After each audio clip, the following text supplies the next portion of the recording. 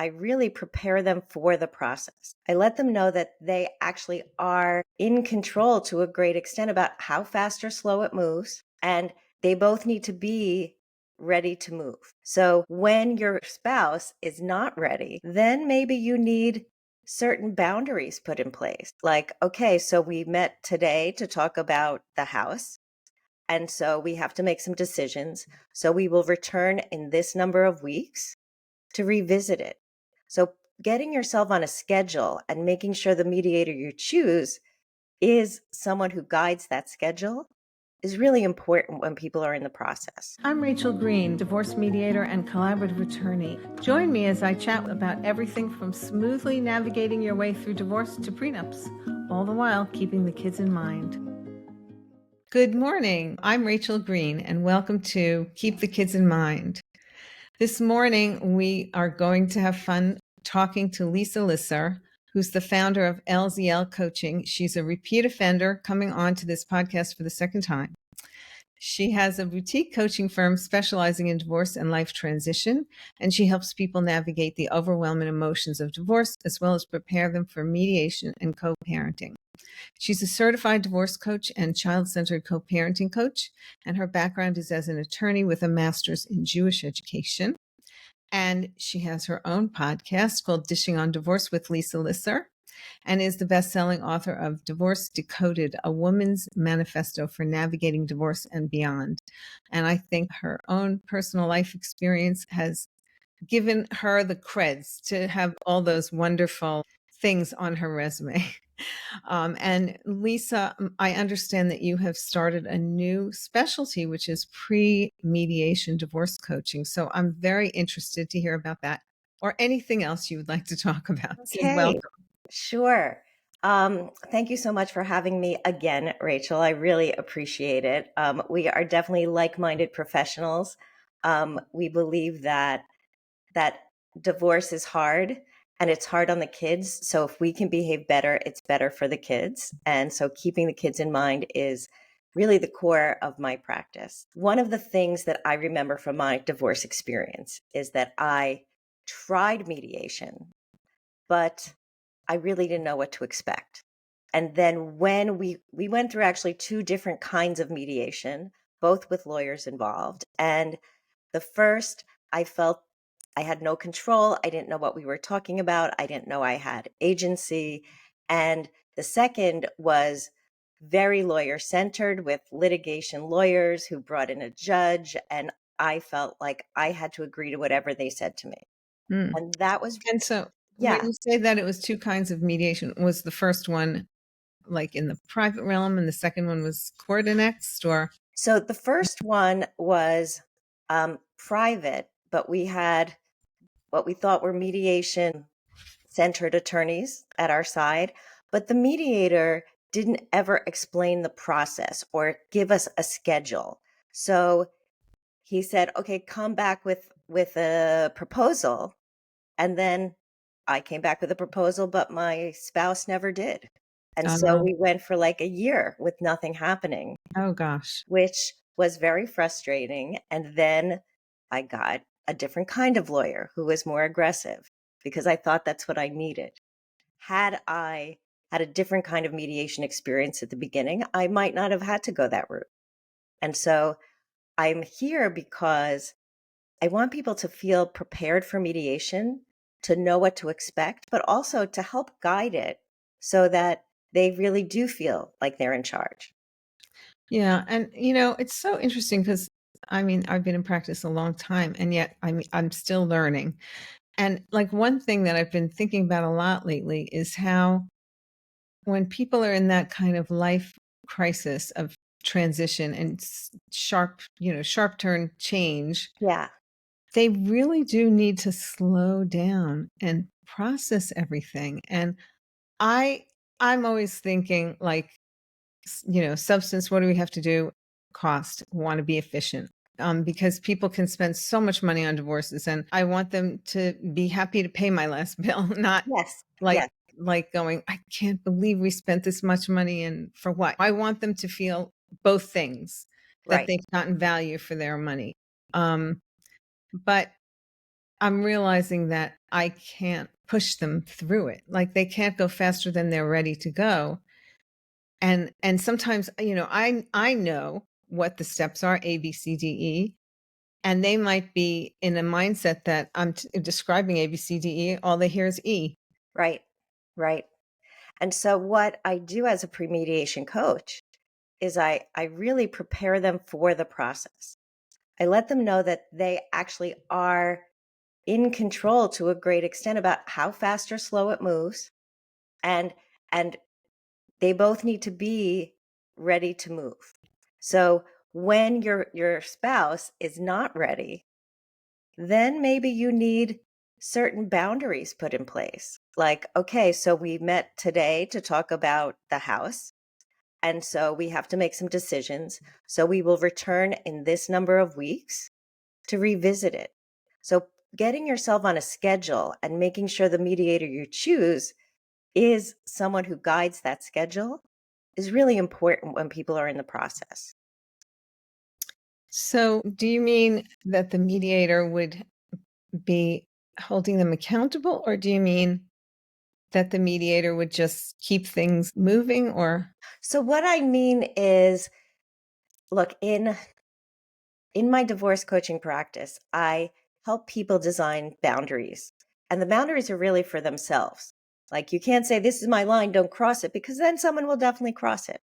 But when I talk about boundaries, I mean, let's create a framework, a structure that we're going to walk through this mediation. So what that means to me is, okay, we meet with the mediator. We hear what their philosophy is, how they view the process working, what their experience is. And then we can ask, you are entitled to ask the mediator questions like, okay, so if you say come back with a proposal, what does that mean? And when should we come back? And if one of us comes back and the other doesn't, what can we do to continue to move the process forward? And how do we keep each other accountable? right. So there's the accountability, but then there's also the substance. Like when you're saying that the mediator would give them a roadmap. The roadmap in big picture would be talk about the mediation process, list what are the issues that will have to be decided in Yeah. order to end this process. Like Yes. just looking down the road, what is the list of things to be decided? And in the big picture, that has to do with the children and the money, Right. basically, right? Right. And also, um, I help my clients decide how they want to show up in the mediation. And I often give them the power to have an opening statement, right? Like, this is what I see for our future. And I want to stand in respect and kindness and acknowledgement for the process. And I hope that this is what the process is about. That is such a powerful, I agree 100%. I mean, to come up with that kind of statement, that vision can help guide the whole process. Because when someone says something like, we've spent 18 years together, and that's always going to be part of your history, that you spent 18 years together. And I hope that we can come to a place where we can be cordial to each other so that we can both go to high school graduation. Mm-hmm. We can both go, attend our child's wedding someday. Yeah. And Yeah.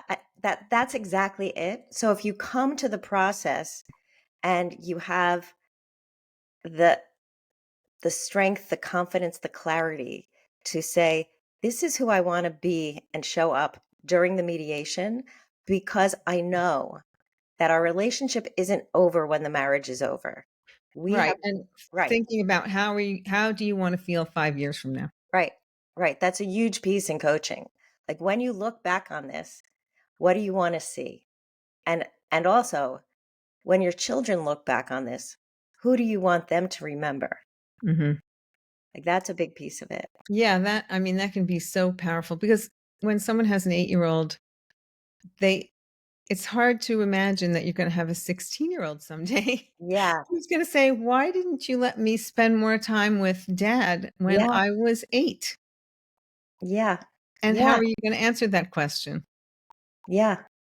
I mean, there's a lot of thinking ahead, and people are in the whirlwind, the tornado of everything bad that happened that led us to this moment.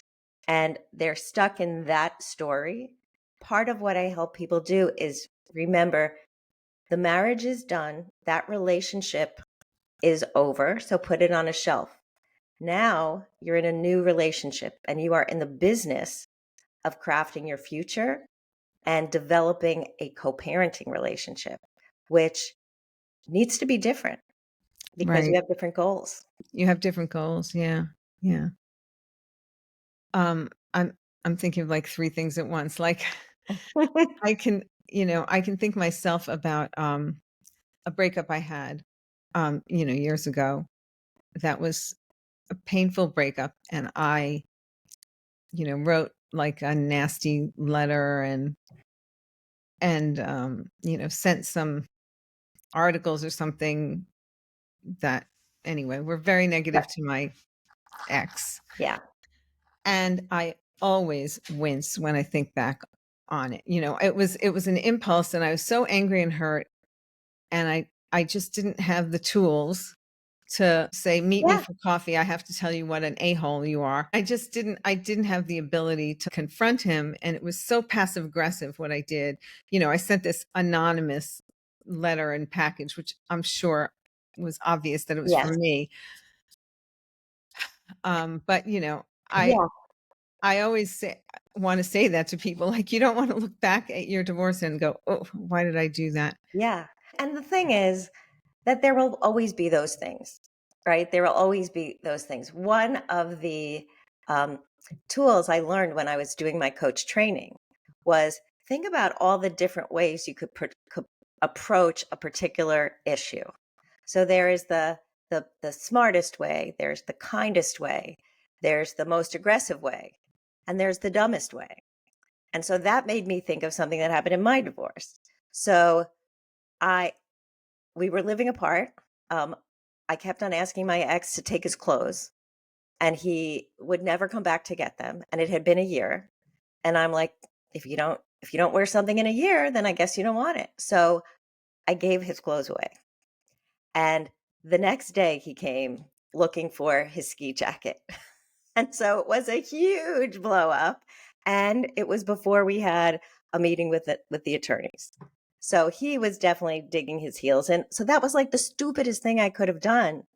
But I felt like I needed to show. And had I had a coach, maybe I could have been talked off of that ledge. I would have had a whole different mindset. But I bet that day you had a lot of adrenaline. So much adrenaline. And I spoke about it to my therapist now years after it happened. And she thought that actually, why was that the dumbest thing?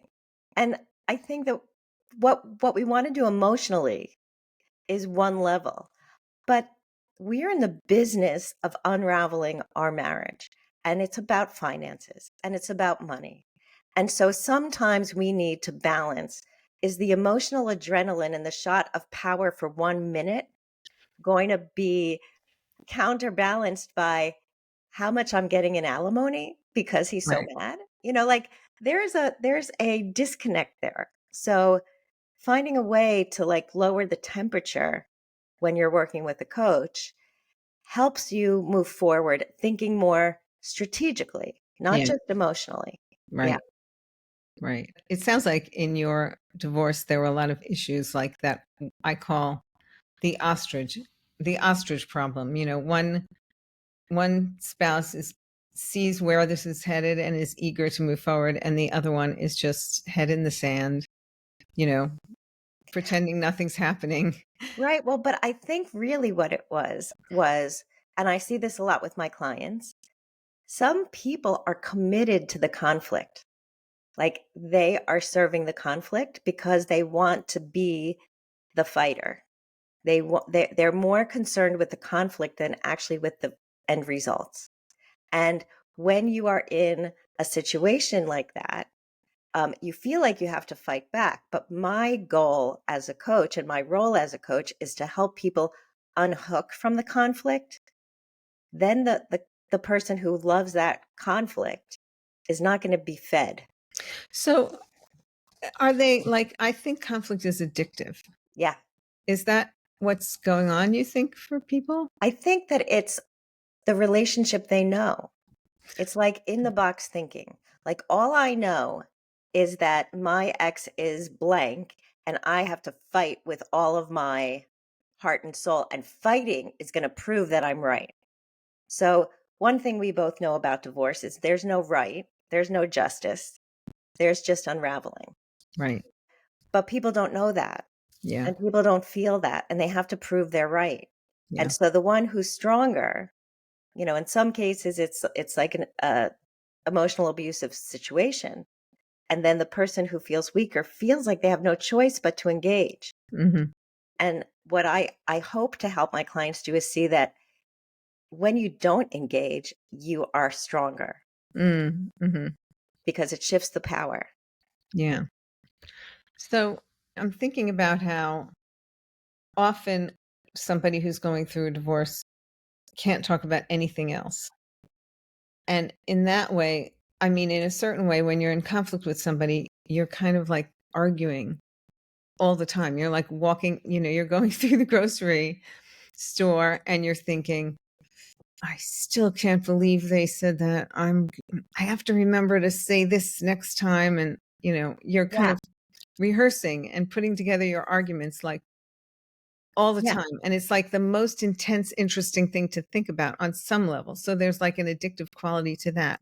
Absolutely. There's an addictive quality. You feel, as I said, committed to the fight. Like you can't get out of the way. And scientifically, the more that we replay it in our head, the more real it gets. It becomes a deeper neural pathway.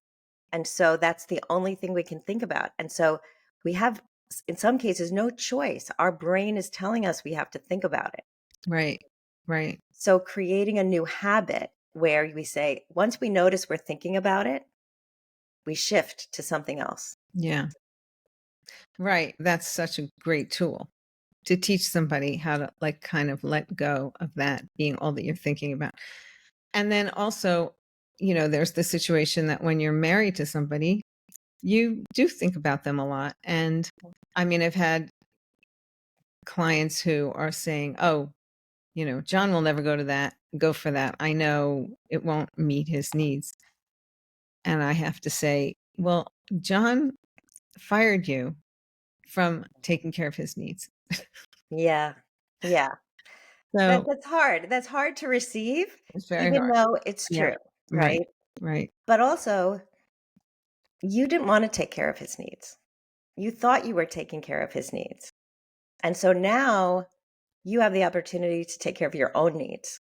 So shift your focus from John to what do you want and ask for it.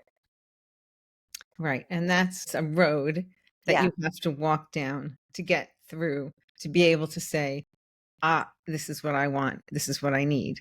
Yes. And that's where you come in, Yeah. helping people find that road. Yeah, definitely. And it's small steps. Like it's interesting. I was listening to Jay Shetty this morning. He is on the Calm app and he has his 7 minutes of meditation. And he was talking about leaps of faith and steps that it looks like people may be taking a leap of faith. But if they haven't done the prep work beforehand, then the leap isn't the right thing to do. So it's kind of like actors who are overnight successes, but have 20-year career behind that, right? Right. We need, Overnight. Yes. right. But we need to take small steps first, like develop the habit. And so what that means is like if you're ruminating and you can't stop thinking about what your spouse did. So just notice that that's what you're doing and take a breath. And that's enough of a habit to interrupt the thought. Like it doesn't Right. mean you're going to stop. I'm not saying that like that's the magic cure. But once you just start noticing, that's a first step. Yeah. And so shifting to, okay, he did this. Like what is it telling me that I keep on being dragged into this? So what is the message I should be taking away? So again, now we're thinking, okay, what value of mine has that person crossed that I feel is important to my identity? Hmm.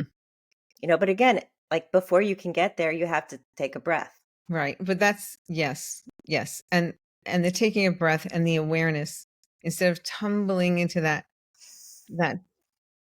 pail Yeah. of that bucket of the same recurring thoughts, and Yeah. that if you can, like, as you're tumbling into the bucket, you go, oh, and you stop yourself for a second, and then you tumble in, it can Yes. start to change, and then you'll get to the point where you can go, oh, I don't want to go into this bucket today. Yeah. And Yeah. I right. mean, it's really powerful when it starts working, Yeah. right? It's just about noticing and having a new awareness and recognizing that I don't have to be in the fight. Like if your identity for all of these years has been in this fight, this tug of war. So you don't actually know who you are if you're not in the tug of war. Right. So this is really hard work, but pausing and saying, who do I want to be? Pausing and saying, what are my real values? And it's also striking me that people who come to mediation need to be coached, that they can take more time. Like maybe one person will come into mediation with ideas for settlement, a proposal, whatever, to what extent it's fleshed out or not. But they might have, one person might have clarity. This is where I want to go. This is what I'm hoping for. And the other person could say, I want to think about that. Yeah, you're And allowed to think that that's it, like giving people permission. I That always try to, to do that, to give, I always try to say to people, we're not signing anything today. We're exchanging ideas. We're discussing it. Go home, talk to your cousin, your sister, your aunt, your neighbor, whoever is, your person. circle of advisors, your friend who's divorced. Yeah, Think about it, sleep on it, and let's meet again in 2 weeks and continue our conversation. but that's it. It's like giving the pause, but having a return date, right? Come back in 2 weeks. Like that's what's necessary. That's what I didn't have in my mediation the first time around. Yeah. And then the second time, which was 3 years later, because it took that long, Wow. like it was like, we're going to hammer this out in one day.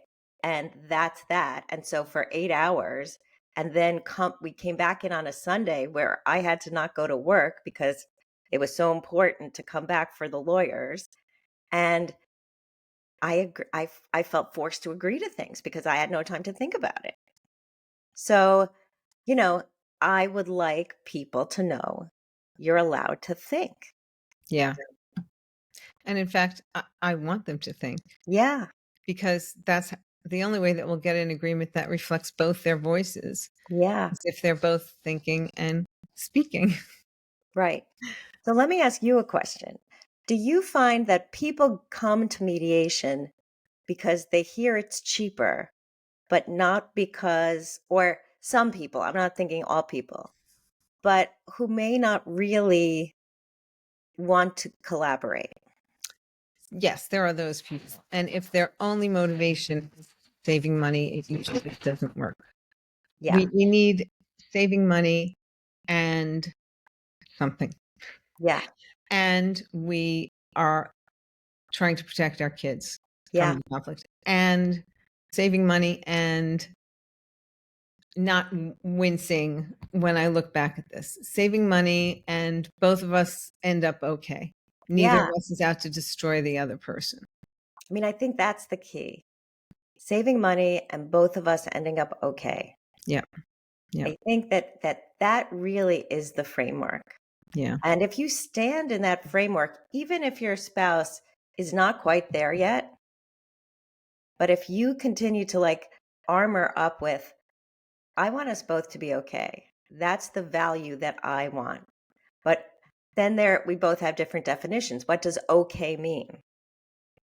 And so that's where the curiosity and the different options go on the table. And, how can this work? And what are the real ramifications of, splitting the 401k, even though the spouse is now going to be able to continue to invest in it and get matched? And what does that mean? Hmm. But, how do we move forward and both of you still have your dignity? Yeah. So if somebody comes to you for coaching and they are planning to go to mediation, but they seem to be focused only on the money. And there are people like that, who are just Yeah. like, we got to get this done. We got to get this done. I don't want to spend more money. We got to, what would you do with So that? what I do is I will ask some questions, right? So we got to get this done. We just want to do it fast. And so I say, so what does that mean to you? Right? So fast means you want to just tell your spouse what they're getting and that's it, because that's not mediation. Right. So let's really think about what this is about. And the one thing I share with my clients is that the court system is backed up. Like, Yeah. even like when I got divorced 10 years ago, we put in the settlement agreement and got a hearing date 2 weeks later, which was hearing date, and we were divorced. But now you put in your uncontested divorce with the settlement agreement, and it could take months. Oh, yeah. I mean, in New York, the courts are still recovering from COVID. Yeah. And in New Jersey too. Yeah. And I mean, they're like, we're finally getting to a point where we're beginning to get closer, to pre-COVID processing times because they've hired some new people. But yeah, it's hard. So what does let's get this done mean? And right. so I go deeper. I say, Yeah. so what does that really mean to you? Yeah. Because if it just means you want to like impose your will on your spouse, then that's not going to work. Right. So let's really find out what you're looking for. Yeah. I'm working with a couple right now who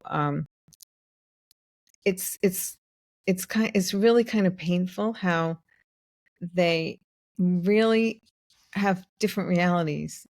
Everything that he says, she says, that's not true. That's not how it happened. And he's like a little softer, but basically saying the same thing. When she says something, he says, well, I remember it differently. Yeah. Um, So and, so the and they've been thing is, living with this, disconnect for so 30 many years. years. Yeah. Yeah. And so that's where, if you're in the mediation space, I suggest we have to put what happened before on a shelf, because you're in the mediation to plan your future, not to regurgitate your past. Right. Right. And that helps us stay focused. Yeah. Well, Lisa, it's always great to talk to you, and I feel like we could go for another half hour, but Yeah. I was just gonna say, do you have any takeaways that you would want people to remember? But you just said a beautiful one, that you're in mediation to focus on your future, not to Yeah. rehash Your past. the past. Yeah. Yeah. So one takeaway I want people to know is that mediation is the best route toward your future, because you get to decide. And if you come in with the mindset that you want the best for both of you so that you both win. I've heard people say that mediation is only successful if you both hurt a little. But I would like us to think about it differently. Like, mediation is successful if you both succeed. And that means your kids will succeed, because the less conflict you take out of mediation, the better your future will be. Well, that's a great takeaway. So people can reach you. We'll put your contact information in the show notes. Great. Yeah. So you can find me. My website is lzlcoaching.com. You can email me, lisa@lzlcoaching.com. And on the website, you can schedule a free 30-minute consult. Great. So I hope our listeners will take advantage of that thank you. and the wisdom of your experience, both personal and professional. Thank you. So thanks so much. Great talking to you, Rachel. Yes, you as well.